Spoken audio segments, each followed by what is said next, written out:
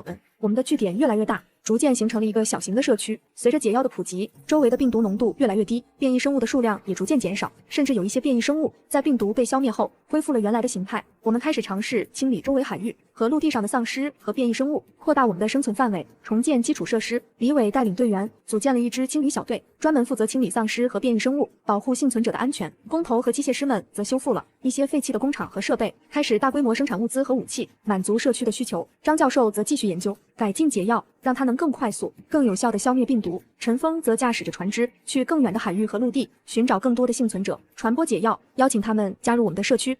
1年后，我们的社区已经发展到了几百人的规模，据点周围的海域和陆地都被清理干净，没有了丧尸和变异生物的威胁。我们重建了房屋、学校、医院和工厂，恢复了基本的生产和生活秩序。孩子们重新走进了课堂，学习知识；大人们各司其职，努力工作；老人们安享晚年，享受着平静的生活。我站在据点的山顶，看着眼前的一切，心里感慨万千。从末日爆发时的惊慌失措，到独自驾驶游艇逃亡，再到建立据点，对抗丧尸、变异生物和掠夺者，最后研发出解药，重建社区。这一路走来，我们经历了太多的生死离别，付出了太多的代价，但我们终究坚持了下来，找到了生存的希望。末日虽然残酷，但它也让我们学会了坚强、勇敢和团结。我们曾经失去了一切，但我们靠着自己的双手，重新创造了属于我们的家园。我知道未来的路还很长，可能还会遇到新的危险和挑战，但我相信，只要我们齐心协力，团结一心，就一定能克服所有困难，让文明重新绽放光芒。这个残酷的末日终将成为过去，我们的未来充满了希望。夕阳西下，金色的阳光洒在据点的每一个角落，照亮了人们脸上的笑容。游艇和轮船停泊在海湾里，随着海海浪轻轻晃动，像是在诉说着这段艰难而又充满希望的旅程。我们的故事还在继续，而这一次，我们不再是为了生存而挣扎，而是为了更好的未来努力奋斗着。